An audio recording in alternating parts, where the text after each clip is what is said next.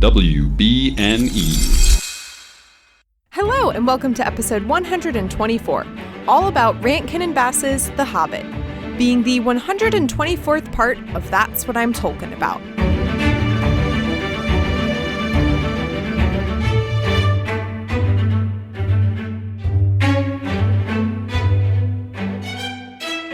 Hello, my name is Mary Clay. If that's too complicated for you, just call me MC. And today we welcome back to the podcast Liz from Nerdy Bitches. Welcome, Liz. Hi, thank you so much for having me back. Thank you for joining me. Listeners, I think it's been, I believe, over a year since you were on, because you came on for one of the Lord of the Rings book chapters. Yes. And I remember when I was asking you about your experience with Lord of the Rings, you said that you were introduced to it with this 1977 wonderfully animated film, The Hobbit. I am that old, yes. I'm so excited now that I get to dive into these other forms of, Tolkien content that people say, oh, well, that's how I was introduced to it, or that's how I heard about it, or that's what my parents showed me. Mm-hmm. So I'm so excited that you could join me for this.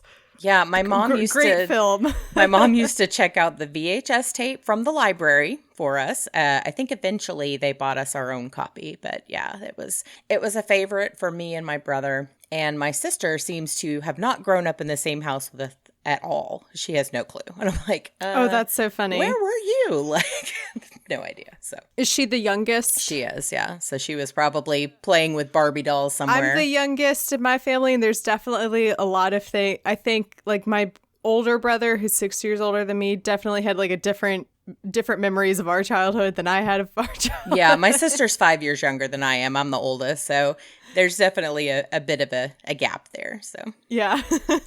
And also, I will say, though, I feel like if you were watching The Hobbit, this would stick in your brain, these images. You would be like, no, I think I have seen this at some point in my childhood. Yeah, we will talk about it because I still have the whole thing fairly well memorized. I know what songs are coming next. I sometimes sing them in my head just randomly throughout a day.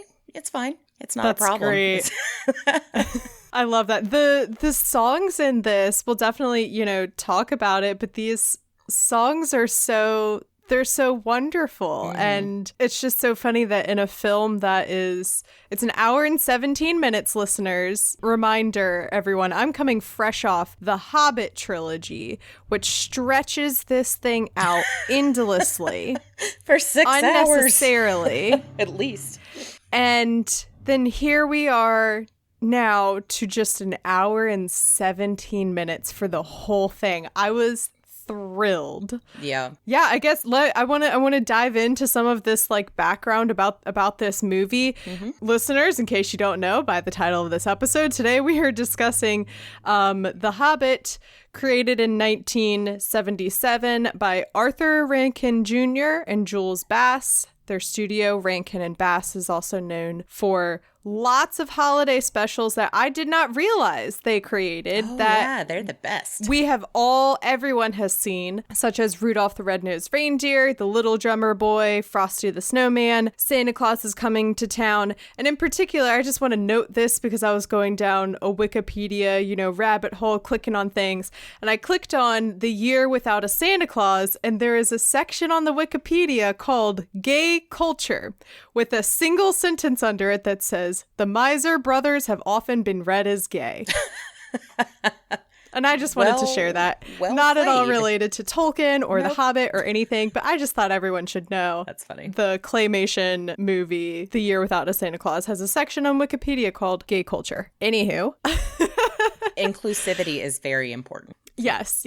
Also, what's really cool and interesting is that this movie was animated by Topcraft, which was eventually reformed into Studio Ghibli, which is so cool that such a famous style, like very specific stylistic animation studio had its roots and beginnings with Rankin and Bass, related to this little made-for-TV movie. That's another thing. This movie was made for TV. It was broadcast on NBC in the United States on November 27th. If I had been better about my planning, I would have released this episode near November 27th.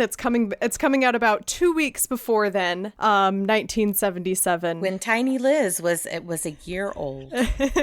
I'm assuming you weren't watching it then. No, I can claim to be at the opening day of Star Wars. I was 9 months old in like a baby carrier or some nonsense. I was like, who takes a baby to the movies? My parents were like, your parents people did, yeah. with no babysitter. That's who.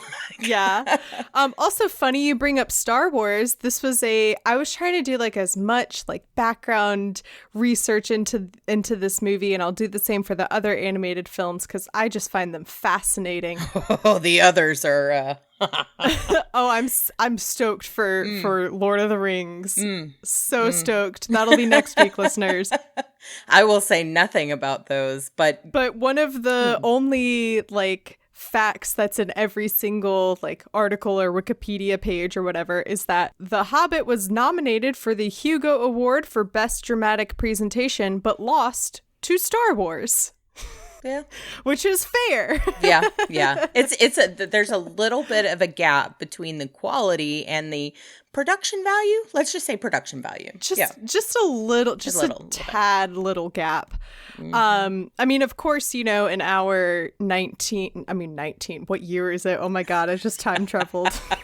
In the year of our Lord 2021, this movie is so, it's definitely not laughable.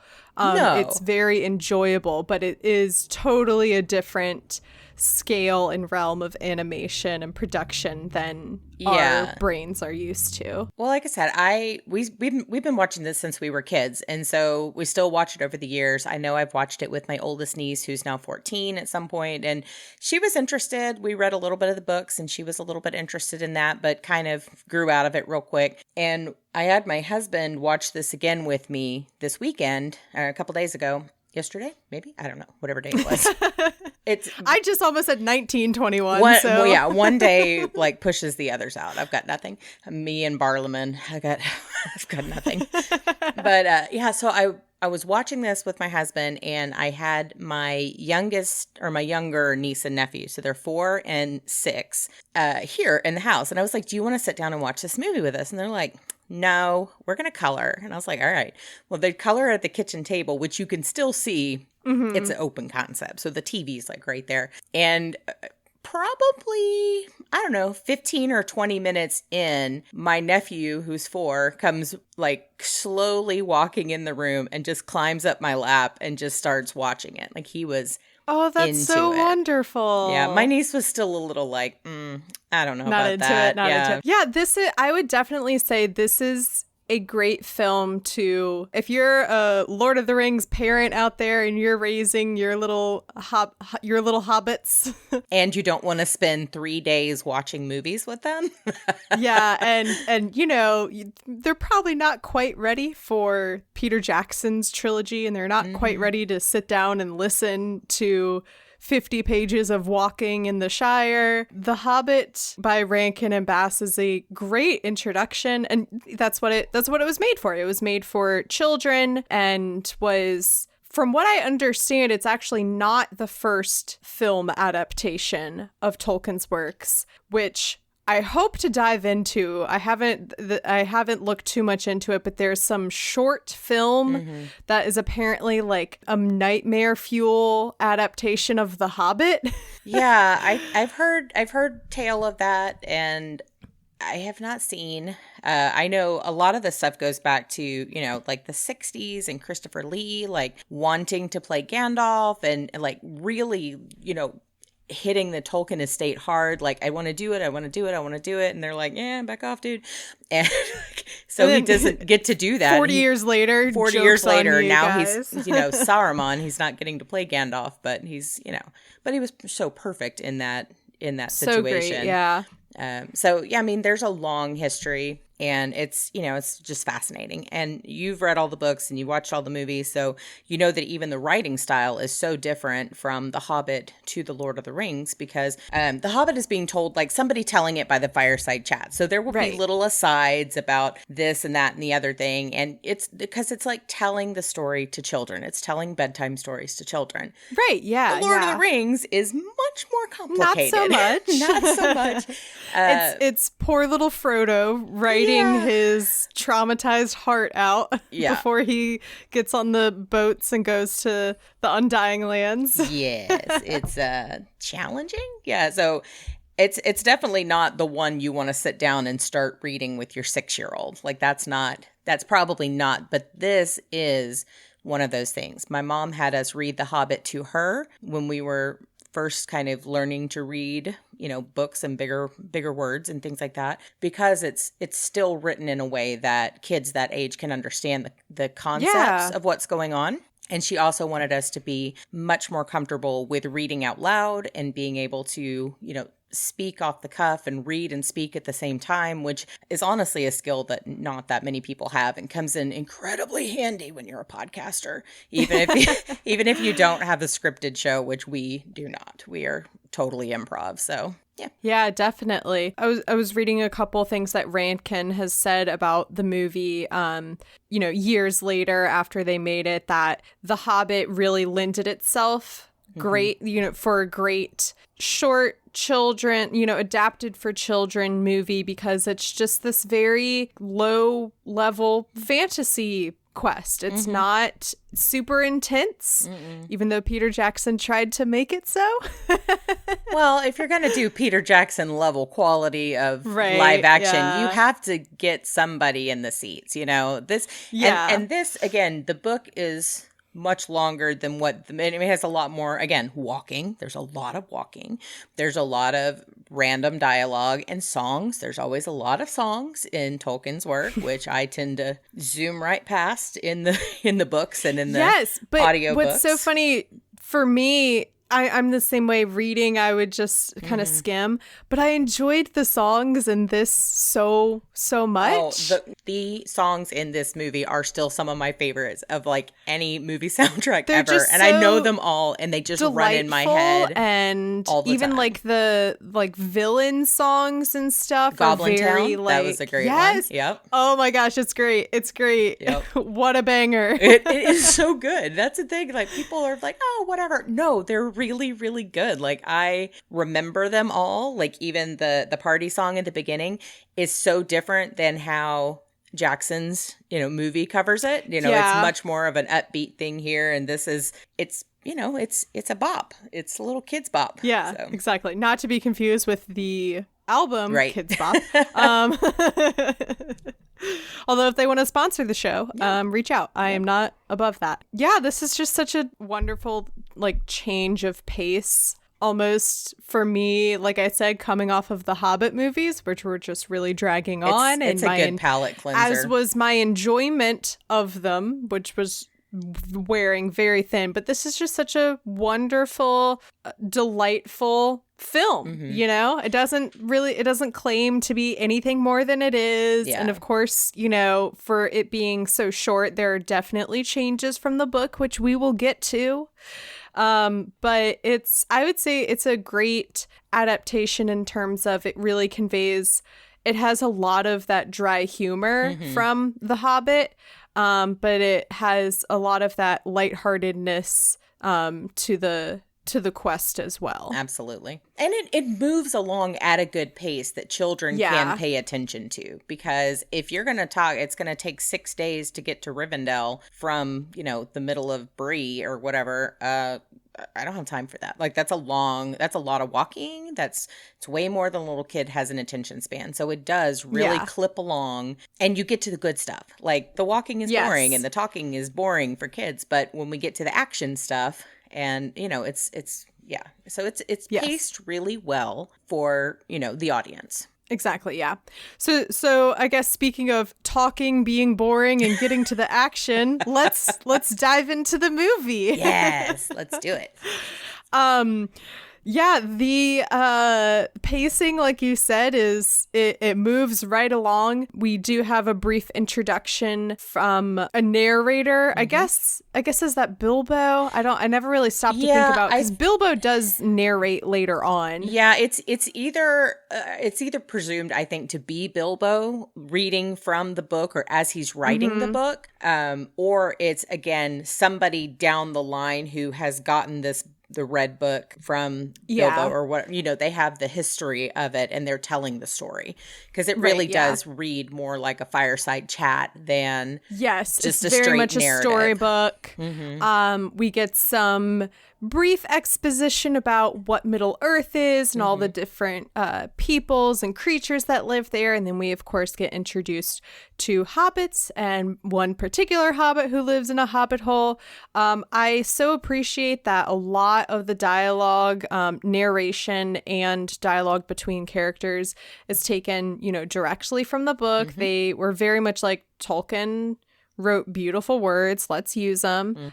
So we, get that, in the hole in the ground, there was a hobbit and there was a hobbit hole, and not a dirty nasty hole. Yeah. Right off the bat, then we are introduced to Gandalf. He has quite an entrance.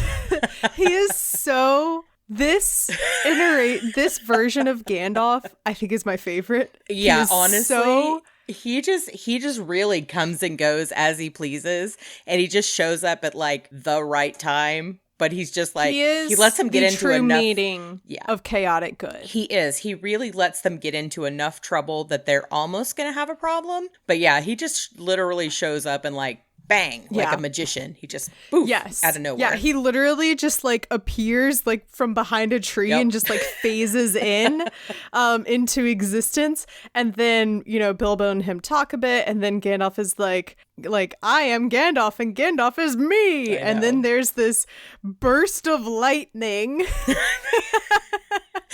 Gotta show power. We've shown that he's powerful. Ominous. Yeah. And then all of a sudden 13 dwarves pop up out of nowhere to just all of the Gandalf is like, would you like to go on an adventure? And Bilbo's like, no, thank you. And Gandalf's like, too late, all these dwarves are here. So we are it's about 2.5 minutes into this movie, and all of the dwarves have been introduced. 2.5 minutes into The Hobbit: An Unexpected Journey, we are like being introduced to the Arkenstone or something. Oh my god! Or like Smaug is attacking, or it's exposition. Yeah. And there's none of that like in the book, how they enter in one by one, and it's very quick. And if I thought I was going to confuse the dwarves in Peter Jackson's The Hobbit, I truly have no clue who any of these dwarves are. I will say that Bombur, you can always tell because he's fat. That's just how they draw him. He talks in this. He did not talk. I don't think Bombur has a single actual word in he makes noises and he eats stuff and whatever, and they laugh, but I don't think he actually speaks at all in Peter Jackson stuff. So in this one, he does just a little bit. But these dwarves, and this is why when they announced the casting and they started showing like early pictures of what Thorin and Balin and all of these dwarves were going to look like in Peter Jackson's, I thought they looked more like Klingons than dwarves, because I'm used to these dwarves that look more like a Snow White dwarf. Right, yeah. And actually that's what came to mind watching this. Oh, we should also bring up it's kind of hard given that this is an audio podcast and I'm trying to just describe some visuals. But Bilbo just kind of looks like a short, stout person with, hobbit feet. Yep. And Gandalf, looks like Gandalf. Exactly like what you would imagine a wizard looks like. And yeah, the dwarves, because I guess at this point, Snow White and the Seven Dwarfs was, the main point of reference for animated dwarves. And I think they did a really good job of making these dwarves where they're different enough from the Snow White dwarves that they're not just like copying and pasting. Right. And they, and they had to make 13 of them. And so they do at least, like when they're all together, it's hard to distinguish them. But when they're doing like their little introductions, there are, differing characteristics for them. And I think they did a fairly good job of making them look, they're different from Bilbo because the dwarves are also small. And they're different from Gandalf, and they're different from the Elrond elves and the Wood elves, which we'll talk about, So they did a great job of distinguishing all these different peoples and races. Yeah, absolutely. We have our dinner scene, just like in. Oh wait, actually, sorry, I need to rewind. So it's been a point of contention between me and my friend Ethan about the pronunciation of Gimli's father's name. Gloin. I maintain. Sorry, say that again. Gloin. Gloin. Yeah. Yes. Exactly. He maintains it's like glowing. They almost say it like that in this movie a little bit. Yes. It is a little more pronounced. So I go with I will give Ethan the point here.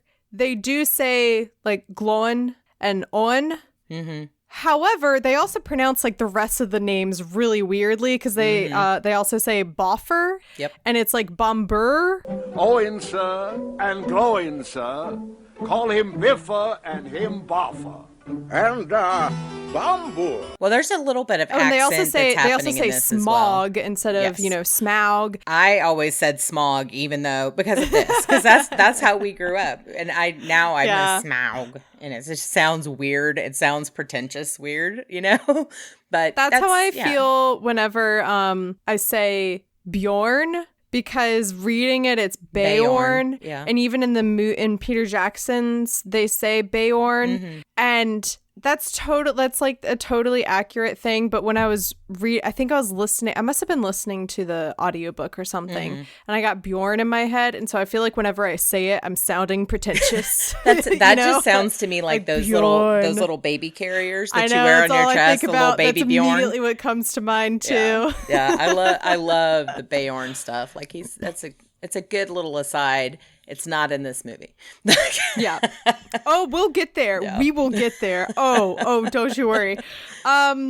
So yeah, we have the dinner scene. Bilbo's, of course, very worked up about it. Mm-hmm. And songs. Same Listeners, song. There are so many songs. This is where we get like our first. Our first little ditty. Hates. That's what Bilbo Baggins hates. So carefully with the plates. It's so delightful. Right. And the way that they're just like interwoven into it doesn't feel necessarily random when they happen. It's just part of the storytelling. It doesn't make it feel like a musical. Like that's like my niece hates it when movies like burst into song. She's like, I hate musicals, but you don't even recognize it because it's even the like traveling, the Greatest Adventure song that kind of runs through all of their walking.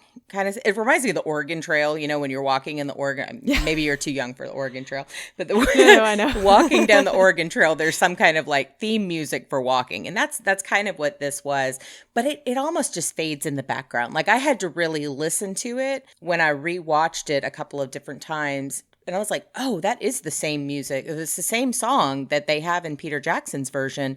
It's just the tempo is different and the way that they are using it for emphasis is very different. Because again, this is very much background music to whatever's going on in the scene, which, they're kind of doing, they're just eating. They're not tossing them around like they did in the movie or the other movie. Yeah. It's confusing. There will probably be a lot of that. Don't worry. Mm-hmm. Yeah. Then Thorin is like, so I assume we all know why we're here. And Bilbo's like, I don't. Not at all. Not even a little. No. So then Thorin goes into the backstory about what happened with Erebor and Smaug. This is how I would have preferred Peter Jackson's movie to go rather than opening with that exposition. I just really so badly wanted. I know we had to get Elijah Wood and Ian Holman for those first 5 minutes to be like, please don't walk out the theater yet. Yeah, exactly. There is a tie-in. I really would have preferred for it to just open straight up with, in a hole in the ground. Mm-hmm. And then there's Martin Freeman, Bilbo, and we go right into the story. And then at dinner time, Thorin explains what happened to them with Smaug. And this is where we get the Misty Mountain song. Mm-hmm. Very different from the other version. Yeah. Very different. But both are still very somber song. And beautiful in their own right, They're good. We see in flashbacks the, Smaug attacking Erebor and attacking Dale. Bilbo says, so I assume I'm meant to go get this treasure? And Gandalf is like, yep. And Bilbo goes, He does. He has a little faint. Is this the adventure you've planned for me? To help you recapture the gold? None other. It's adorable. It's so funny. Oh my God. I died. There is so much like that. That's just these little quips of humor that as a kid I never would have even paid attention to. But watching it again yesterday, I was like, oh my gosh, the little feint is just, but he's like, eek, and just, kind of collapses. His little against. shriek. It's so good. Yeah. And everything, kind of goes how we remember the story to go. However, there is an addition that Gandalf says, oh, well, the reason we're taking Bilbo is because 13 is an unlucky number. Right. And we need a 14th. And I love that, honestly. Like, that's a great and it's more of an explanation than we ever really got of like, so why Bilbo? Why do we need a hobbit? There's always been like, there was never a point where Gandalf was outright like, oh, well, the reason we're doing this and we're taking this other person is because. Well, and it's like the dwarves are like, we're on board with this in this version. Like, we know why we're here. We're here to get this guy because he'll be lucky 14. And that's fine. But like the other movie, they're like, well, why is he? Why him? Blah, blah, blah, blah. And it's like they spend the whole movie like, why the Hobbit? It never comes up again. Like, it's just literally like, he's here so that we don't have this. He's pretty small. You don't want to call yourself a burglar. You can call yourself an expert treasure hunter, which, and Bilbo's like, that sounds a lot better. That's more respectable. Yeah. Which, that's a lot like when you have maybe like 2 or 3, like maybe you have like a babysitting job and maybe you were like a dog walker in your neighborhood and you're trying to, spice up your resume applying for, and so you're like, I was a customer liaison. I led large group meetings. We did training sessions. Yes. And you don't specify that it was with dogs. Yeah, exactly. Oh, I worked in HR for years. We got those resumes a lot. I'm like, all right, so this one was a babysitter. This one worked for the Girl Scouts. Like, Yep. This one's never had a job ever. And Bilbo's an expert treasure hunter. Exactly. No experience. Absolutely no experience. And then Bilbo signs the contract and goes to bed. And we have very like classic for old movies, how it's a long credit sequence leading up to the title card dropping. The song comes in, the Greatest Adventure song. Yeah. The greatest adventure is what lies ahead. Today and tomorrow are yet to be said. So The Greatest Adventure is the only song that they wrote new lyrics for. Everything else comes from, at least in some form, from Tolkien's works. The majority of it come in some fashion from The Hobbit, whether they pulled it from, oh, well, this happens at the end of this chapter, but we're going to put it in this part of the story here, or it will come from, something else that he wrote. But, again, using all of those wonderful things that Tolkien wrote, because they know that, like, hey, he writes good. Yeah. Let's use it. He makes good words. We like his good words. We will just stick with this little Greatest Adventure song is still, it's very delightful, and it definitely, fits in with the other songs very well, well, too. All of the songs in this are, I mean, the Misty Mountain one is a little bit reverent and, quiet.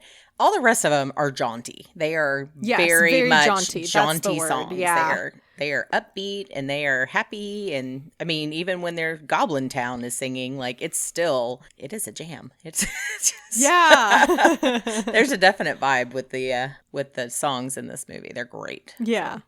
And there's and it was before I learned that Rankin and Bass did all of those, holiday specials and other, TV children's specials, but now making that connection, and not necessarily where I'm like, oh yeah, that song sounds similar to this other song, but it is very like just songs coming in and out is just very reminiscent of like a lot of these things that I watched when I was a kid, and a lot of these, older specials and TV shows and movies and stuff. Exactly. They don't make them like they used to. They do not. Bilbo goes off with no fuss. Very different from in the book and movie. The next morning they wake up and Gandalf is like, all right, hop on my horse. Then he gets on the horse and they're off, and that's it.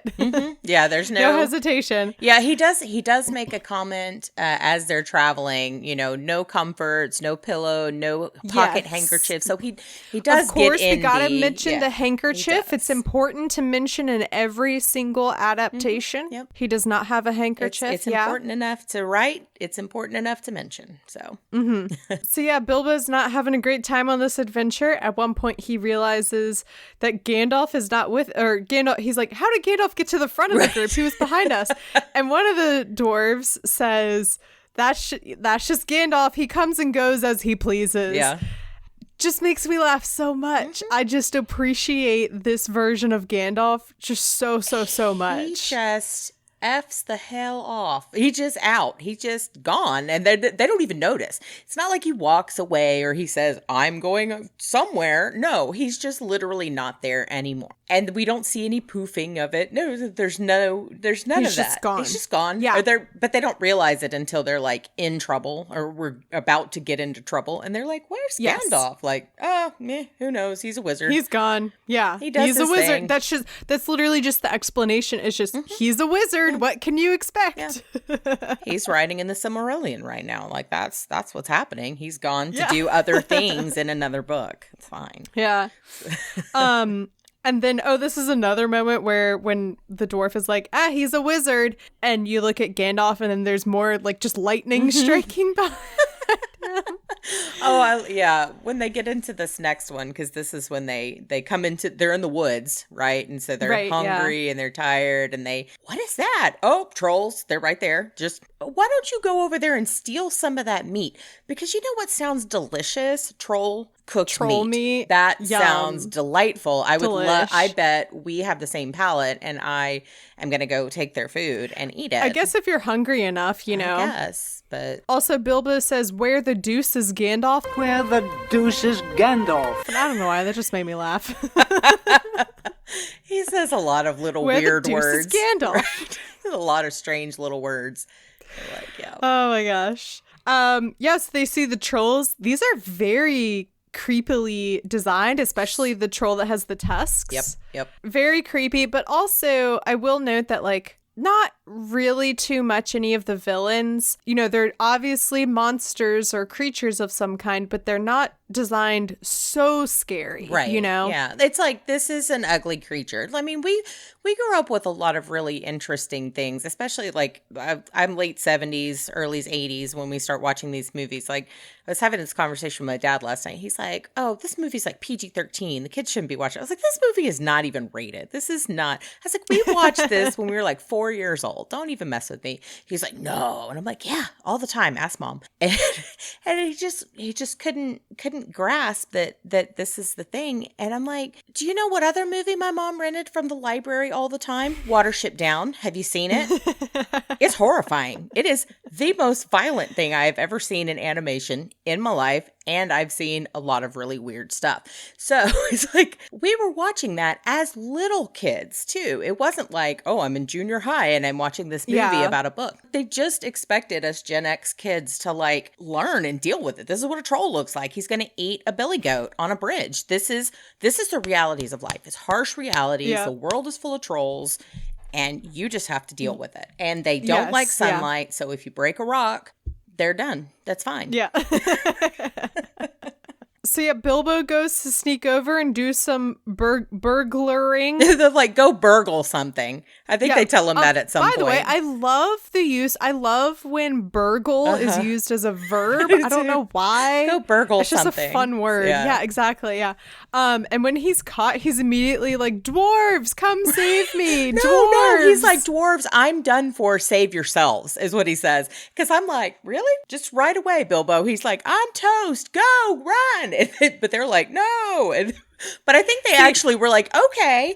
But the trolls caught them. I kind of watched that like, wow, Bilbo like immediately gave them away. Oh, yeah. Gave them right up. away. And just because then the trolls go chasing after the dwarves and they get them. They get stuffed in sacks. And yeah, again, this is, you know, where they're like, Gandalf, hello. Right. And he just bursts in typical Gandalf fashion, just always dramatic. Yes, it's very dramatic. And again, lightning. There's lots of God, rays always. Behind He's so him. dramatic. He is dramatic. Gotta love it. It's like he's got the best like pyrotechnics. Just so good. You know what? That's just the way I want to enter rooms from now. I just want boom, like lightning, and here I am, like just from now on. That's what I'm going to do. I know, if there was only a way to do that. After they are rescued, they find the troll cave and get, treasure and stuff. And then Gandalf is just like, well, I guess this is the point where I need to move the plot along, and pulls out a map that Thorin's dad had given him 100 years ago. And Thorin's like, why haven't I had this? And Gandalf says, I've chosen to give you this in my own time. It's mine now, and I didn't want to give it to you before, and I didn't want to track you down. Well, I didn't want to have to track you down. I decided I owned the map. I decided when to give it to you, and I am deciding to give it to you now. So that's it. He's like, but there's secret letters on here, and we don't know what they are. If only Elrond was around, he could tell us these things, but I don't think he is. And boom, now we're in Rivendell. I know, yeah. I do appreciate that Bilbo pops up and is like, oh, I love maps. And so they give him, this is something that they don't do, doesn't really happen in the book or in Peter Jackson's movies, where Bilbo has this extra skill that oh, that actually is useful on this journey. And that makes a lot of sense too for hobbits that would be, locked away in their libraries probably. Yeah, very history-minded, genealogy-minded and stuff, exactly. Yeah. So that makes sense. And Gandalf also gives Thorin a key and says, keep it secret, keep it safe. Just kidding. He just says, keep it secret. Or keep it safe. He says, I think he just says, keep it safe. It's like, put it in your pocket and don't lose it. And so yes, they go to Rivendell. We get singing elves, guys. This is something that does not happen in the movies. This is something that when I was a kid, I could not understand, because I know the word homely to be not that pretty or plain or whatever. But when they're talking about Elrond's house here in Rivendell, they call it the last homely house. And I think they mention it in this movie as well, the last homely house here in Rivendell. And I'm just like, what the hell does that even mean? I don't know what it means. I think it's just I don't know. It was very weird. It was here's the last habitable house before you walk into the wild. I guess. All right, let's see. Homely. Okay, here we go. Well, that's why. So North American means unattractive in appearance. British means simple but cozy and comfortable. There you go. So that explains it perfectly. Yeah. Elrond has this amazing floating crown of stars. I love it. It's he looks elfish. He's got the elf thing going on. I mean, it's not, yes. He's no Hugo Weaving. However, he does have a beard, and we have not seen elves with beards, but it's not like a dwarf beard or anything. I think it's a little goatee or then something. There's no hostility between the dwarves and the elves in this no at all. Hints. They're just we're here for dwarf, dinner. Elf, whatever. We don't have time for that in this version. No. We're not going to teach we're 10 the minutes little children in. of the 70s to have feuds. I think we're only 10 minutes in when they get to Rivendell.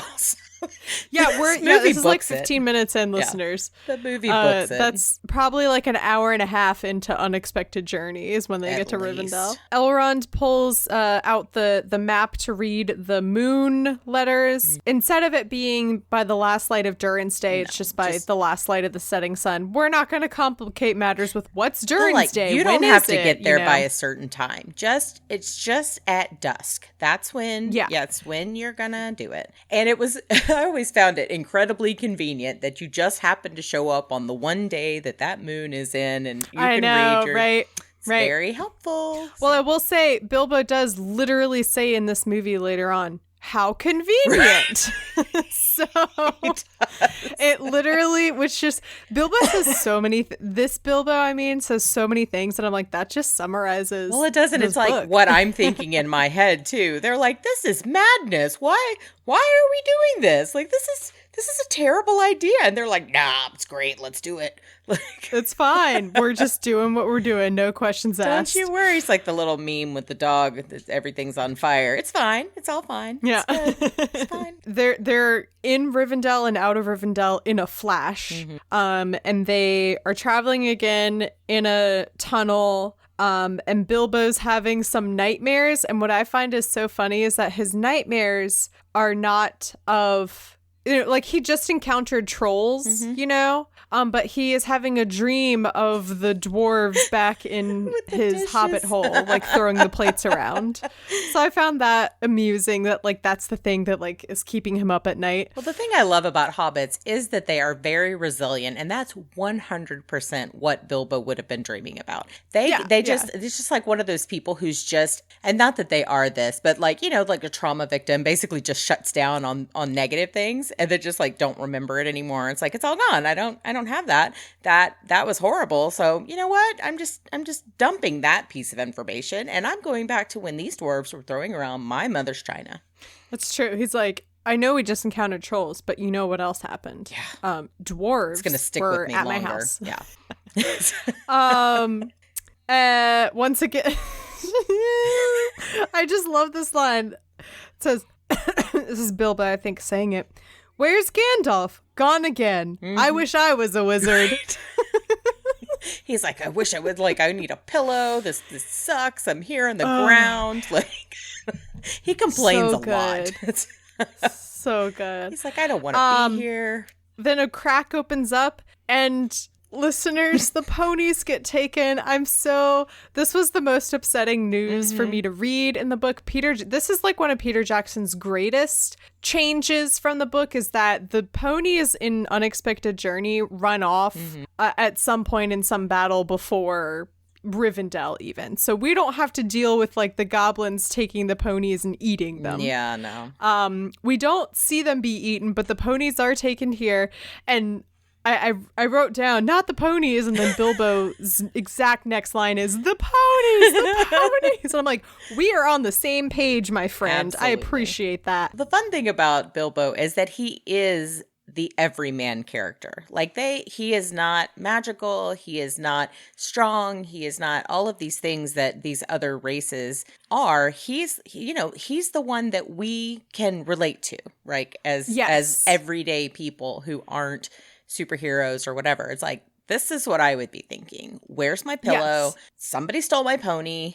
Where's Gandalf? Like, where has he gone? That is annoying. Yeah. There's a line that Bilbo has in the Battle of Five Armies when they're talking about another orc army coming up as a second wave, and they're like, it's coming from the north, and Bilbo goes, where is north exactly? And I'm like, yes, thank you. I'm like, I don't know what that is. It to the left or the right? That's all I got. Yeah, is it what point? Right. Point, please. I don't know where I am. I'm like, I don't have a compass. Like, yeah, like we mentioned earlier, this Goblin Town song comes in. It's so it's very jaunty and upbeat. Goblin Town.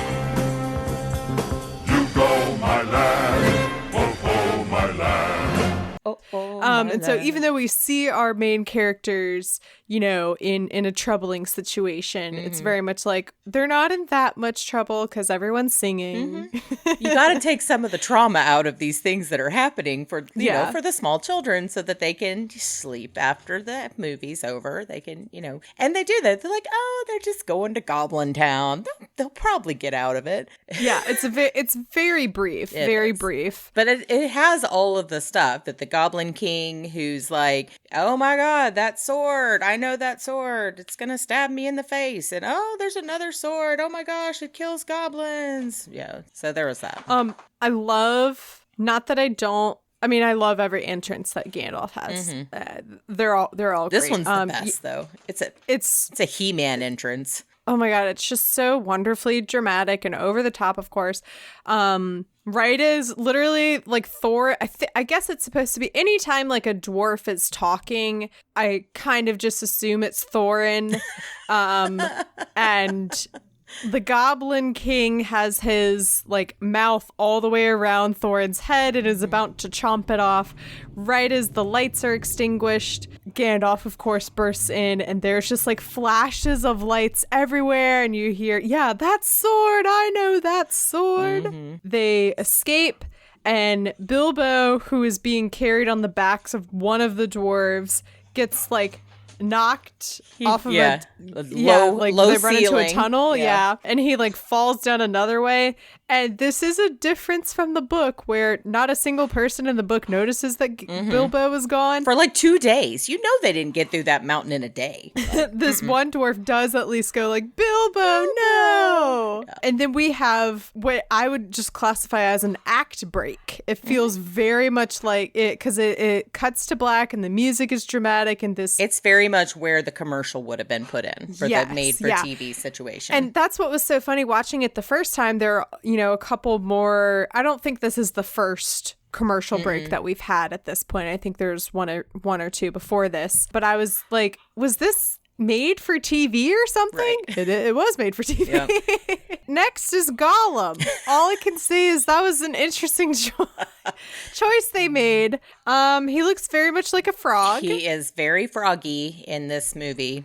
And, the whole thing is like, and they don't really talk about Gollum or where he comes from in The Hobbit. He's just this little creature or, little hobbit-like creature, or he's the same size or whatever. They don't really go into it like they do in the other, the other book. Yeah. And so they just drew what would live underground. Like that makes sense to me that this little frog guy would be down there. Would be in this, with this like little lake. Yeah. I was also thinking like maybe because he's in the goblin tunnels, he looks a little bit similar to the goblins who are also kind of like frog, reptilian, toadish somewhat. Did you notice all the goblin bones laying about? Oh, I don't think I noticed that. Oh yeah, there's literally one that it's a goblin skull and it's got the horns. Like it's just a skull.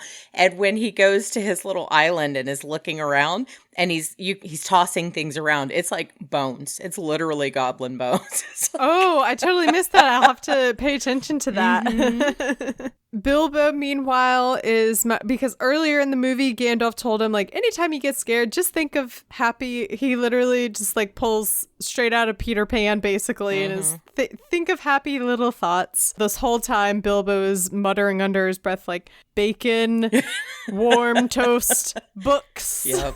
My armchair. Yeah, all the things. And he sees something shining on the floor. Interesting. How convenient. And I love this. He picks up and he's like, a souvenir. I did it. This is something my friends pointed out to me once years ago, that when I say souvenir, I almost say it with a Z at the beginning. Souvenir. Like souvenir. So I'm always really self-conscious of it. Anyway, he says, a souvenir for when I go back and I can show all my neighbors and stuff. And I'm like, yeah. I was actually thinking about that at this point. Like, it does not even occur to him that this ring might belong to someone. Like, he's just like, ring for me, put it in my pocket. Mine. And then when Gollum's like, where's my thing? He's like, I wonder what he could be looking for. I know. Like when he meets Gollum 27 seconds later, it does not even cross his mind that, is this yours? Like, maybe this was yours. Like he doesn't even think about it. He was very much finders keepers. Yeah, this movie was a lot of finding keeping. So yes, Gollum comes over and Bilbo, he's so very casual and like calm, cool, collected in this scene, whereas he's very scared and nervous in the book and Peter Jackson's version. Yep. But he's like, watch out now, I've got an elven sword. And then Gollum steps back and he's like, that's better.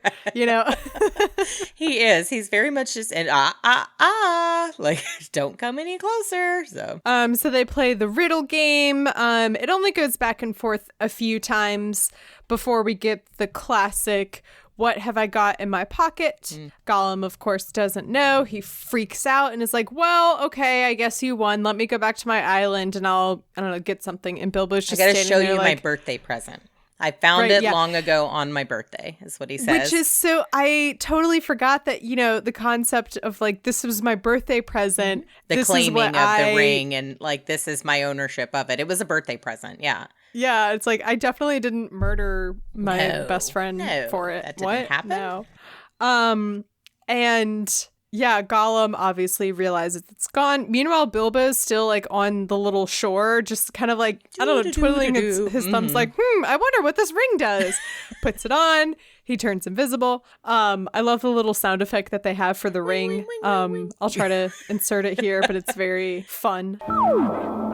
It is fun. It's very much Saturday morning Hanna-Barbera cartoon noise. Like that is 100%. Lots of like cartoon. Yeah. Mm-hmm, mm-hmm. But yeah, so he pulls out Sting because, they don't even talk about the fact that it glows when the goblins, they don't call it orcs. Yeah, it's just glowing. They don't talk about orcs. They talk about goblins in this movie because it's a more understandable concept. And I think in the book they did, or they may have mentioned it. So in the book, it is goblins, but from what I've been told, when Tolkien, like what he was writing about with the goblins, he later on or whatever, people were like, well, actually it really was orcs. Yeah, I think he goes in the Lord of the Rings, or like Legolas or somebody is like, well, orcs that's Elvish for, it's actually elfish something with like an that. F. Right, So, yeah.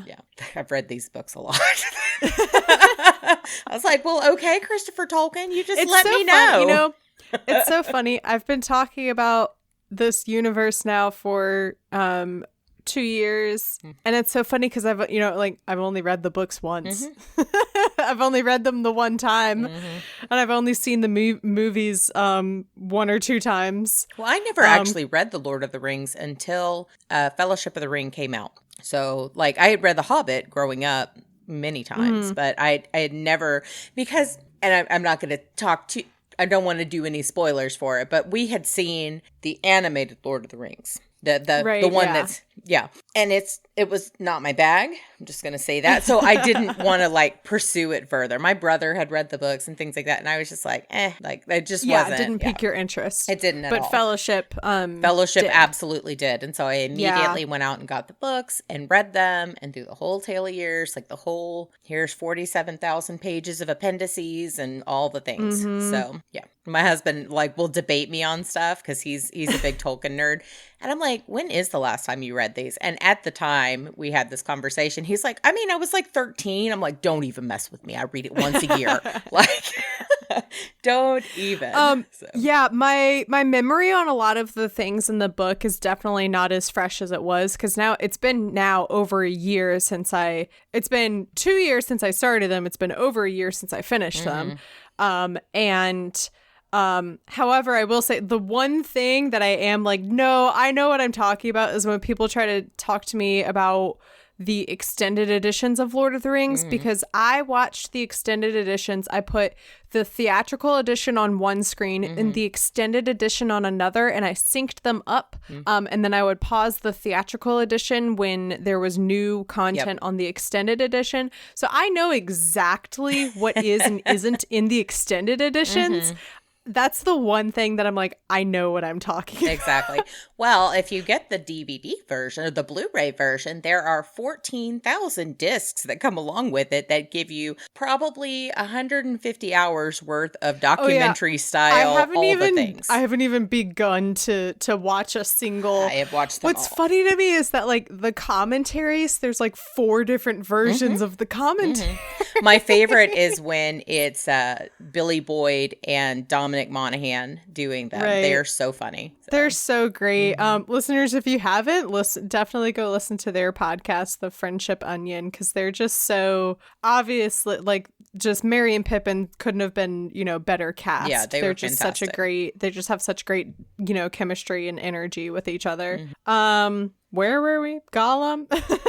Yeah, Gollum. All right, Bilbo's just put the ring on. Puts on the ring, turns invisible, noting, however, that the sword does not turn invisible with him. But all his only clothes when he do. sheaths it. Yeah, his clothes do. So interesting choice of like, I don't know, the physics of the ring. I think it's because the sting blade, or his dagger at this point, he hasn't named it, it glows. And so this is his only light source in this cave. And so it makes sense that the light would pass through this, I think. I guess, yeah. But it is very convenient. And it's also like, hey, didn't Gandalf just pull this trick 3 minutes ago in the Goblin Kings? Like, because it was just like the glowing sword spinning. Yeah, that is true. Yeah, does Gandalf have a ring up his sleeve too?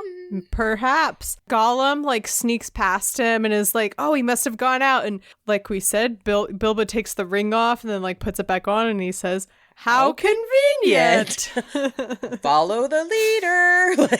So he leaves and gets out because he follows Gollum. It's so funny because I don't think it's so much in the book, but definitely in Peter Jackson's version, this moment where Bilbo is invisible and he's leaving and he's seeing Gollum, it's a very like poignant this Bilbo's like, he says something like ta-ta. He does. He jumps over him and he's like, he jumps over him. Yeah. Like, he's very much like, oh, finders keepers, you can't find me. So. There's been very few moments of the animation or anything so far where I'm like, oh, I don't like that. This moment where it zooms in on Gollum's eyes that are like shaking with he's anger. So angry. Ugh. And he's just screaming thief at the top of his lungs. So yeah, do not like that. Did not like that moment. We cut to Bilbo sitting with the dwarves and Gandalf catching up and telling them what happened. And he's like, so I just followed him out. And then I'm assuming it was Thorin. Thorin says, oh, well, we had to fight our way out of the tunnel. Right. Yeah, it's like, oh, we fought our way. You got the easy route. It's like, yeah. Okay. And they're like, how were you not even seen anyway? And Bilbo's like, I'm just really good at burglaring. And Gandalf says, your story rings true. It has a ring of truth to it. And then like, I think he even winks. He does. And it's like, all right, Gandalf, we get it. You know that he has a magic ring of some kind.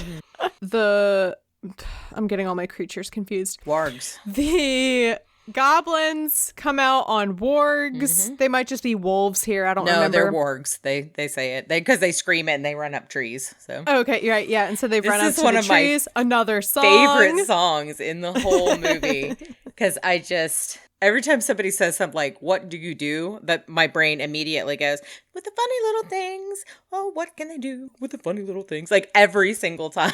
I'm like, it's ingrained. I can't help it. It's a disorder. It's another one of these upbeat, jaunty, very jaunty songs. Murder song. Yeah. It's Oh, what shall we do with the funny little things?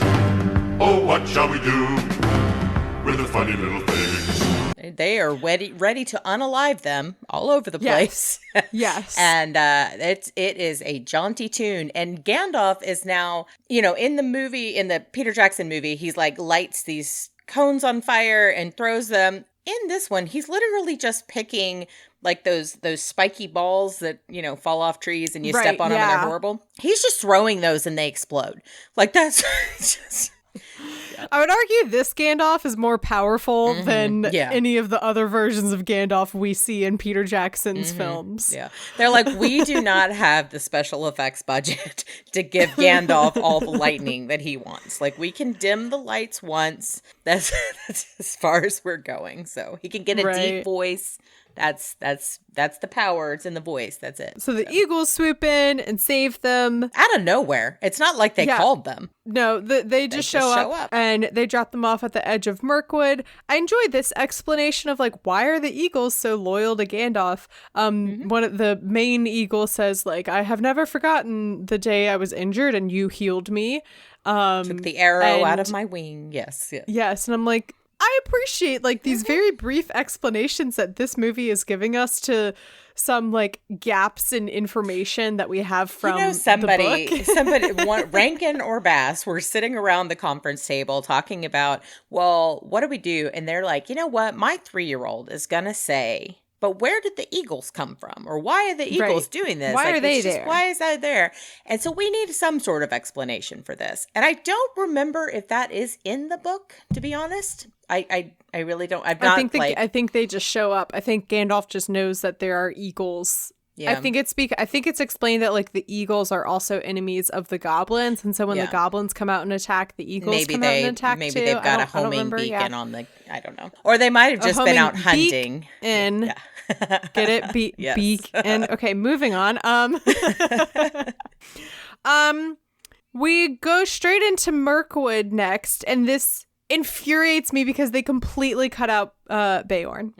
Completely cut him out. There's nothing. And he was my favorite chapter in the book. And I was absolutely distraught to see The Hobbit because, you're like, oh, they turned this tiny book into 3 movies. Surely they've kept in every single little detail from the book and they've expanded upon it 10 times to make these 3 movies.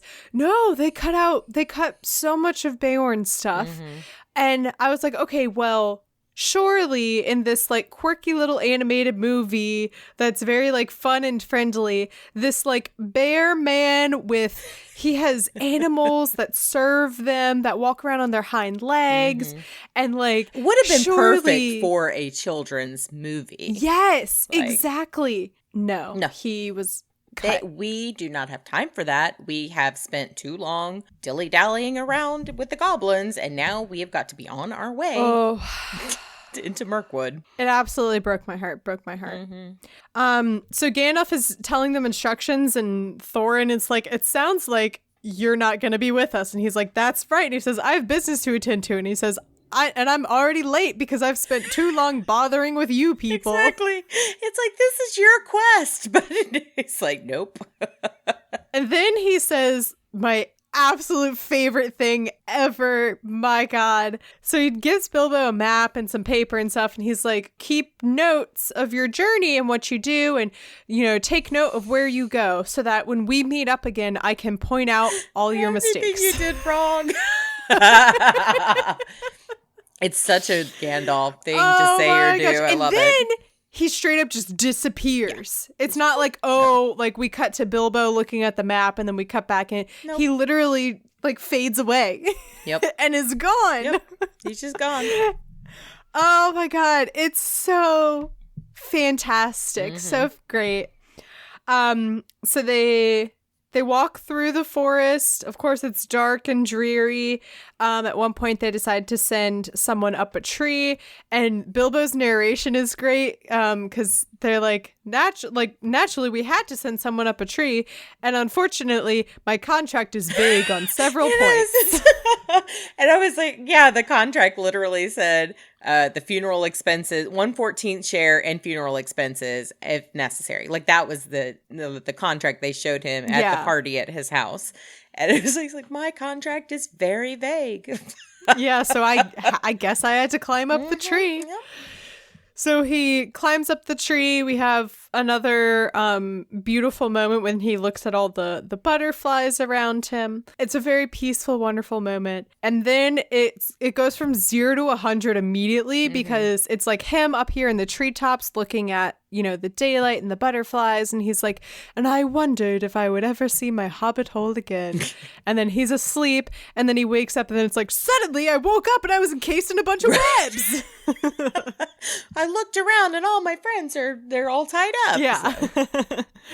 So he springs into action, saves everyone, of course. The spiders in this movie are hilarious. Like they just have like weird little dialogue and just strange faces that are slightly furry. I don't know. It's just very funny. So fun fact. There are no female characters depicted anywhere in this film except for the spiders, which are female or voiced by females. Yep. So that's it. That's our representation. Yep. That is why we ended up with Tariel in Peter Jackson's. I know. He's like, I gotta find a lady somewhere. We gotta figure out something to do here. Gotta put one lady in this movie. Meanwhile, as Bilbo's like fighting some spiders and leading them off, the dwarves are being captured by the wood elves, which look like gremlins. Why? I was like, why don't they look anything like the elves from Rivendell? Like they're like blue. They're very, I guess, like pixie. They have like short torsos and really long legs. Not human faces at all. Just maybe I would even say like wood nymph-esque. So maybe they were leaning more on like the wood part of the wood elves. I think so. It's very strange creatures, definitely. Also very strange when the Elven King is talking. He has some kind of like Eastern European accent of like German or I don't know, Russian or something. And why were you in the forest in the first place? That is our business. Very well. Take them away until they feel inclined to tell the truth. I would love to nail down what kind of accent this is. And then also, you know, given it was the 70s, go back and say, like, was this a commentary on something, you know?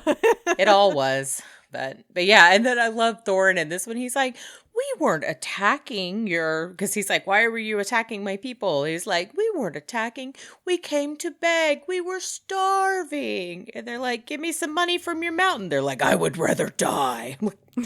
Okay. And then Bilbo spends what he says is several weeks, roaming around invisible. Oh, I don't even think I realized that he says several weeks. Says, but yeah, we spent weeks trying to find, or I spent weeks trying to find, whatever, yeah, trying to find a way out.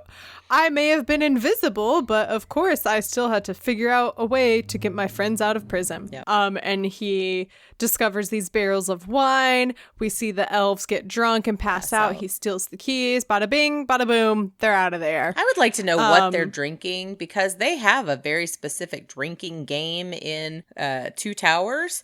Legolas and Gimli are trying to do, and he's like, I think I've got a tingle at my fingers. I'm like, how much wine did they drink? A huge point of contention with a few other guests that I've had on, because we're like, okay, so let's try and map this out. So Legolas in I think it's an extended scene in Return of the King. They have that drinking game. And Legolas is at first I was like, well, maybe the reason he's like, I think I feel a tingle is because he's built up such a high tolerance to alcohol because of the Mirkwood partying, but at the same, he's also like, what is alcohol? Right. When they give him a beer. Well, but also maybe he's never had ale before. Yeah. Maybe he's only used to like super high alcohol percentage wine that the Mirkwood elves drink. And so I think that's the conclusion we came to, is that like whatever wine they're drinking must just be like 100% alcohol percentage. We don't like see the dwarves like in the barrels. We just like hear some like muffled knocking and noises and stuff, and Bilbo's like, oh, shut up. I said I would get you out. I didn't specify how. Exactly. That vague contract helps in that point. And then we get to Lake Town, where no one is wearing pants. Nope. It's so here's the thing. All of the men are wearing these. It's a look. They're wearing these like thigh-high gladiator sandals, and then these tunics that are shorter than even like a dress that I would wear. These are like Roman centurion kind of situation with the skirt short kind of situation. But it's a short tunic, and it's made even like more homoerotic by the fact that there are no women here. Nope. No women. There's not a single woman. Now I'd like to know if Rankin and Bass were just sexist. They didn't. Hey, women didn't exist back then. So well, it's not even them. I mean, Tolkien just didn't write them into this book. Yeah, no, that's true. So. It's not even, there aren't any, female dwarves, or like Bilbo's not a woman or anything. They don't even animate any background. No, there's no background like, female villagers. They're like, we have one cell that we can work with, and we're just going to copy it over and over. And they all look the same. It's fine. We'll just change their face shape. All the men look the same except for Bard, who has a terrific, classic 70s mustache. He looks like God, Burt it's amazing. Yes.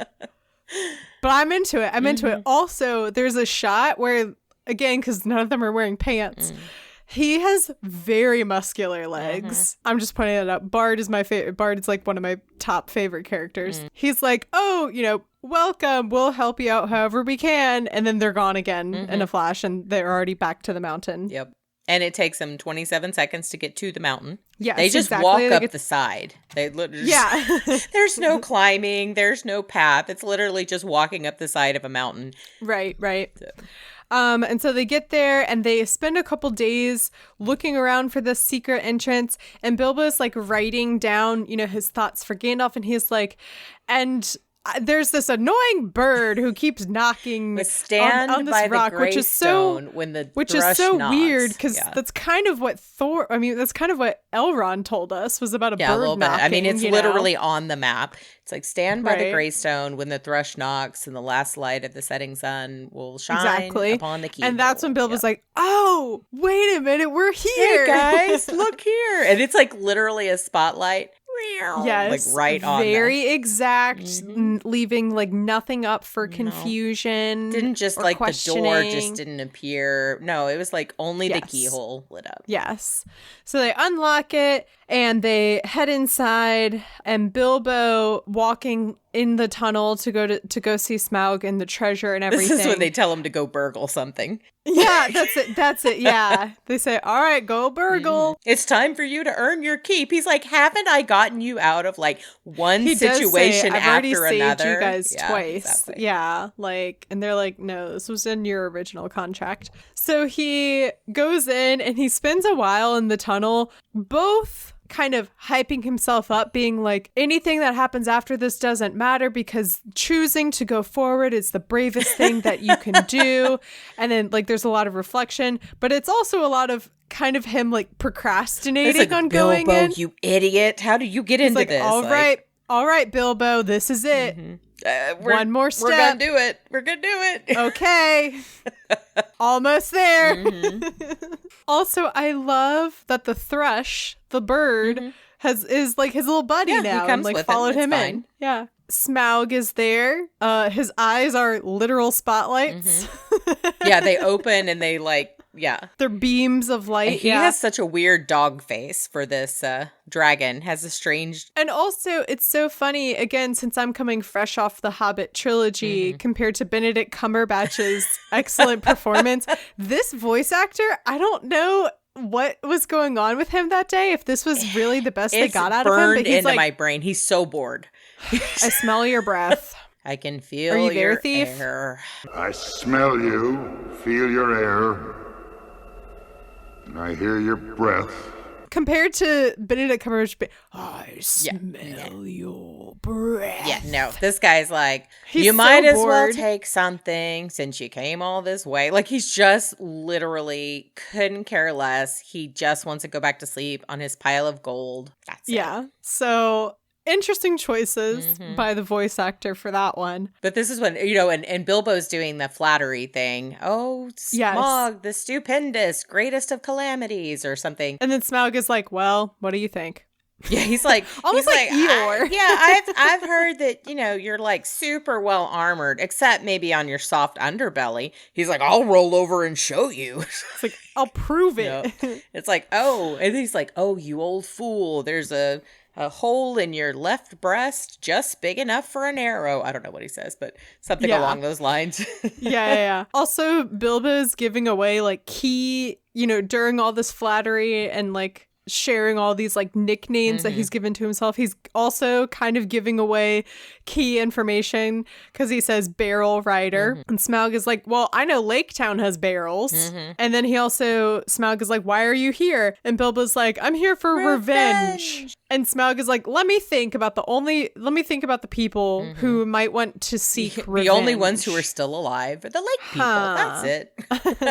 Dwarves in Lake Town. Also, at one point he says, like, those tub thumping lake men, whatever. And all I could think of is, the song, Get Knocked Down. But I get up again. You are one of those miserable, tub-thumping lake men. I get knocked down! Oh, also of note, apparently this Smaug has acidic spit of some kind. He drools and it like melts the gold. Sizzles and melts the gold, So Bilbo grabs he has like a cup or something, and then he's like, well, bye. And he like takes his ring off and then waves and runs out, which is very, very confident of Bilbo it was, to do. And he gets set on fire, and so he runs out, and they're all like, good job, yay, you can, I don't know, you can keep that cup for your payment. And he's like, you know what would be better payment? And he says, it's the way he says, extinguish me! But I'd appreciate a more pragmatic salute. In other words, extinguish me! And he's just running around in the circle. And then they're like, oh, come pat. And then they go over and pat him on the butt and get the fire out.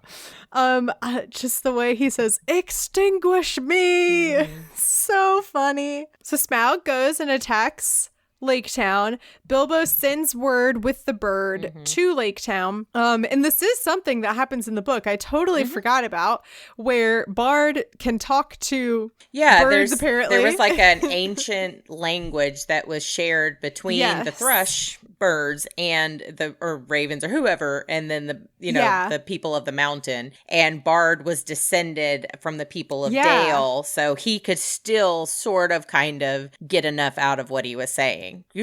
Hole in his chest, you say? I'll have to look at that.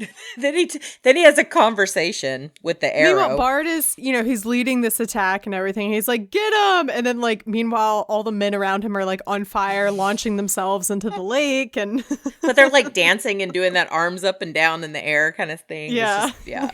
Oh, I wanted to put... It just made me laugh because right before Smaug gets there, Bard says, "This breeze is strangely warm," and it's like, it's literal fire. So he pulls out the black arrow. He's like, "I know there's a dragon attacking, but I do have time for some exposition about this arrow." Yeah. Shoots it, kills Smaug, of course, and then back up in the mountain, the dwarves are in the treasure room and they're sledding down the pile of gold, which is so fun. As I would. Absolutely. I would have 100% done the same thing. Yeah. And I should mention there is no mention of the Arkenstone in this version of The Hobbit. It's something that is a kind of minor detail in the book. Very big plot point in Peter Jackson's trilogy. Does not exist in this movie. Not at all. And Bilbo instead is like, you guys are crazy if you think that Smaug isn't going to come back. We need to find another way out. This isn't safe. So they go and find another exit, and they look out on the land around them. They're like, look at all those fireflies, and they're like, those aren't fireflies. Those are fires. Yeah, those are campfires. That's enough campfires for an army. And then you hear someone go, 2 armies. He just literally walks up next to them on the mountain. Bard like, what's up, guys? Loved the dramatic entrance. Oh my god! Just walks into like he's right there. They're not holed up so anything. Good. He's it's like, so funny. Bard is like, hey, thanks for sending the word with that bird. Bird is the word. Yes, it is. Had to say that. He's like, I killed the dragon, and Bilbo's like, thanks. That was great. I'm so glad. Good job. Shakes his hand. Exactly, yeah. And Bard is like, our whole town is destroyed. It would be great if we could have some of your treasure. Thorin's like, no, it's mine. It's rightfully ours. And Bard says, well, it wouldn't be yours if I hadn't have killed Smaug. Right. And if we hadn't have given you stuff. Like, they did talk about that, I think. Yeah. So. And Thorin says, a technicality. And this the whole time Bilbo's like, what are you doing, you crazy bird? Like, what is happening? He's like, there's plenty for all. No. Yes, this is when Bilbo starts kind of like separating himself from the dwarves a bit and from the rest of them into very clearly in like a different, Hobbit mindset of like, there's enough for everyone to share. And, why can't we all just be peaceful and be friends and everything? Yeah, they're like, well, we're going to fight you. And Thorin's like, okay, let's go. Well, he asked him, he's like, you brought 2 armies against me? And the elf king subs out. He goes, the other is mine. And he's like, I want claim to what's in the mountain. And he's got like weird armor and feathers or something. Yeah. And then they're like, 2 armies? 3 armies? And then they're like, oh no, the goblins are coming on their wargs. Oh, my faithful friend Bard, we should band together. Yes, Mr. Elf King, we've always been friends. Just make the battlefield alliance or whatever. And I love that right when the battle is about to start, Bilbo's like, well, I'm ready to be taken prisoner. Yeah, he's like, I just hope I'm captured early. Which is kind of what I say about zombie apocalypse. I'm like, I just want to go out in the first wave. I'm going to die. Yeah. I'm fully prepared. When the pandemic started last year, I was like, is this it? Like, is this the point where I have to decide whether or not I'd like to go out and live? Yeah, exactly. It was like, do I want to be left on this earth with the preppers? I don't know. Don't know about that. And as the armies are charging into action, someone is standing in the middle of the crowd and they're all like, get out of the way, old fool. And then Gandalf spins around and says, old fool. What a great Gandalf entrance. So good, yeah. So good. This is when they make the battlefield alliance. What you don't know is that there is a 4th army on its way. Yes. I like that the dwarves, like the 13 dwarves, were literally gonna fight all the men and elves. Yeah, like they don't have Danes. Yeah, people. in the book and in Peter Jackson's movie, the army from Dane, or Dane's army comes in. Yeah. It's just the This 13 is just the dwarves 13 here. dwarves. That's right. And I love their chant. Kill the men, kill the elves, save the treasure for ourselves. Yeah. And I did note some of the other like battle cries that are literally just like, kill them. Thieves. Kill them. Just like murmurs from the crowd as they inch forward in like cartoon style. So and so yes, this other army of goblins riding wargs are coming for them. And then this is where we get great Thorin turns to Bard and the Elven King and is like, my truest friends and oldest allies. Yes, we love you. Yeah, and they're like, yes, let's band together like we always have. And Bilbo's like, I really don't understand war. Yep. Oh, I should mention that's the point of argument between Thorin and Bilbo here, as opposed to it being about the Arkenstone, is Bilbo doesn't want to fight, and Thorin is like, you don't understand war, and that's it. He's like, true? Yeah. He's like, I'm a hobbit. We don't have wars. Yeah. We had we had some battles a long, long time ago, and my great-great-great-great-grandfather invented the game of golf. Yes. But that's it. So they all team up. There's a wide shot where it's just like a cloud of dust, you know, as they're all fighting. You have to know what's happening. It's very Pigpen. It's awesome. Exactly. Right. And Bilbo is like sitting off by himself and he's like, goblins, dwarves, men, elves, 4 armies. And I was like, see, even because the entirety of reading The Hobbit and watching The Hobbit, I was like, what exactly are the 5 armies? Count it's them. just 4 armies. Only see 4. Yeah. But then the eagles come in and Bilbo says, the eagles, that's 5 armies. And I was like, it never once occurred to me that the eagles are the 5th army. Yeah. And that one makes more sense than any other explanation I've been given, where people are like, oh, well, technically the wargs are an army. And I'm like, no, they're not. Like, they're creatures. Horses. It's like they're horses. Yeah. I was like, they're not it. And then other people have been like, oh, well, it's the bats. The bats are an army. That wasn't and I'm like, a thing. Yeah. No. I think we just don't know what the 5 armies are. It's like 4 armies and 13 dwarves. Like, yes. They were not an army in this movie. Yeah. Bilbo is like, well, I've had enough of this. Puts the ring on, hides behind a rock. Yep. As I would. 100%. Yeah. I was really hoping, now I knew that Peter Jackson wouldn't do this, but I could just see it so clearly in my mind how Bilbo, he sees the eagles coming and he gets knocked on the head with a rock, cut to black, and then we immediately, open and the battle's over. And I knew Peter Jackson wouldn't do that. Obviously, we have to see what else is happening with the other characters. Yep. But I was hoping that we would see, because it's a great like comedic moment, honestly, and it's very funny when you like just break the fourth wall and think about it from their perspective of Tolkien didn't want to write a battle, so he knocked Bilbo out. That doesn't happen though, unfortunately. We do cut away though a couple hours later. Bombur is like crawling over and Bilbo emerges. I think he trips over Bilbo or something, so something like that. And Bilbo's like, is the battle over? And Bombur's like, yes, what happened to you? And Bilbo's like, I got knocked on the head. I was out for hours. He was hiding behind a tree with invisible with a ring on. Yep. Yeah, let's be real, Bilbo. Bilbo talks to Gandalf later on and is like, Bombur's dead. There were 13 dwarves. How many remain? And Gandalf says, there are 7 dwarves left. And then Bilbo says, what about Thorin? And then Gandalf is like 6, or they're soon to be 6. Soon to be 6, yeah. This movie, Rankin and Bass chose violence because the only dwarves that die in the book are Thorin, Keely, and Feely. They killed off. Okay, so let's see, 6. They don't tell us who they are though. So 13. There are 6 left, and they started with 13, so 7 total died. Only so they killed off 4 more. God, how long did that take me to work that out? So they killed off 4 additional dwarves that they did not have to. Well, we know it wasn't Balin and it wasn't Gloin because they come up later. So and that's it. Yeah, but it was probably Dori, Nori, and Ori. That just rip, man. They just have to get the rhyming names down for the sibling pairs. Yeah. So Gandalf takes Bilbo to see Thorin. They have a wonderful, lovely conversation. Then Thorin dies. Well, Thorin apologizes to him and says, maybe if we all thought more of like the comforts of home, yes, that wonderful it would be line. a much better world. But wonderful or not, I must leave it now. And then he just dies. Like, yes, this is a scene that in Peter Jackson's version as well, they pretty much just kept it very similar, or at least pulling lines directly from the book. Because those are great lines. Like, it's those a great are, scene. it's a great line. Bilbo and Gandalf head back to the Shire immediately after all this is said and done.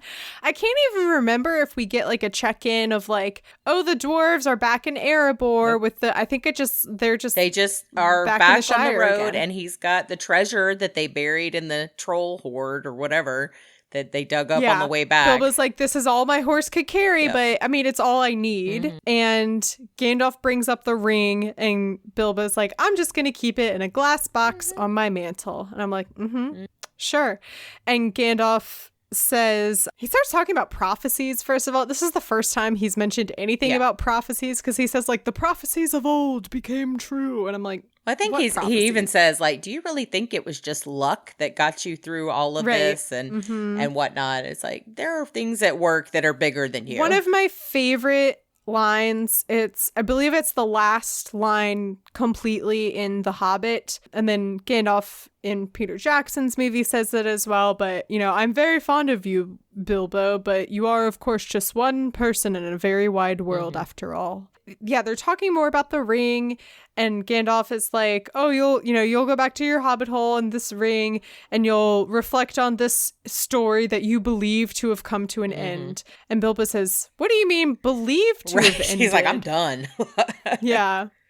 And Gandalf kind of hints that there's something more to this ring that maybe Bilbo is not going to deal with, but perhaps some family members that haven't been born yet even might have to deal with in the future. Bilbo he's either writing or reading in his armchair. And then it zooms over to the ring on the mantle. And then that's the end of the movie. And the greatest adventure plays again. Yes, yeah. That guy has got the most unique and interesting voice. It's got like the yodel vibrato going on. It's very folksy, the song. And it's just so Rankin Bass 1 and 70s too. Like, it's just very of the time. For sure. So. Definitely. Yeah, totally. And it's so interesting when you look at these three animated films, which have really nothing to do with each other, and you look at the way this movie ends, you would think, okay, obviously Rankin and Bass are going to do a Fellowship of the Ring or Lord of the Rings adaptation. So what's so interesting is that next in this timeline of animated films is The Lord of the Rings by Ralph Bakshi, and then I believe it's either a year or 2 years after that, Rankin and Bass do eventually release another installation. It's not Fellowship of the Ring. It's not Two Towers. It's not even a whole overarching Lord of the Rings. It's just Return of the King. So I was trying to read up about this and never really found a definitive answer. The way that this movie ends, I was like, so were they planning to produce, their Lord of the Rings or Fellowship of the Ring, but then Ralph Bakshi came out next and they were like, oh, I guess think they ran out of money. Actually, that one, the Lord of the Rings one that came in between the Rankin Bass ones, I've seen all of them. And this one literally gets to the end of Two Towers and ends. It just ends. Wait. Like they ran out of money mid-project. They had to have coordinated or something, right? Yeah, so then Return of the King comes out, but it's not done by the same people at all. No, the animation style is totally different. There's a kick line for no reason. Yeah. It's just such a great random story of cinematic history. One more fun fact before we close out this episode: The Hobbit by Rankin and Bass has a Rotten Tomatoes score of 69%. Just thought I would share that. It's fair. Well, Liz, thank you so much for coming on and discussing this lovely film with me. Where can people find you on the internet? Well, you can find me all over the place. I am co-host of Nerdy Bitches Podcast. We are a podcast where two geeky ladies podcasting our way through pop culture. And we have a mostly weekly show sometimes. It's been a little bit slow. This year's been weird. But you can find us on anywhere, nerdybitches.com. And you can find us on Twitter at nerdybitchespod. Instagram is at nerdybitches. You can find me personally at author Liz Cerna and at nerdybliz on TikTok. So awesome. I'm new to TikTok. So it's an interesting place. Mm-hmm. I finally was able to join the Creator Fund, nice. Which I was eligible for months and months and months ago. Mm-hmm. And I kept submitting my form for it and it would never take. Yeah. And then I finally went to go submit it and it finally took. And I have made a grand total, I believe it's like 71 cents. Oh, nice. Yeah, we're part of the Age of Radio podcast network, and we have ads and things that run in our show based on the platform that we use. And it's like in a year, I think we've made $20. I'm like, yes, we're totally raking it in. So raking it in. If you would like to support Nerdy Bitches, quit our day jobs, folks. Exactly. I'm ready. If you want to support Nerdy Bitches, you can find us at patreon.com/nerdybitches. Yeah. Because we are not getting rich off of ads. That is for sure. No. So. Yeah. That's What I'm Talking About is a proud member of WBNE. You can learn more about the network by going to WBNE.org, where you will find all of our shows like Curly Critics. Hi, I'm Curly and she's Critic, and we're the... No, wait. Our introduction goes like this. I'm Carrie. And I'm Jade. And we're the Curly Critics, and we review pop culture every week. Check us out as we review New Girl, the Narnia movies, and coming very soon, Harry Potter. New episodes out every Monday, wherever you get your podcasts or on WBNE.org. And don't forget, beavers aren't real. You can get merch for That's What I'm Talking About by going to tpublic.com/user/talkingaboutpod.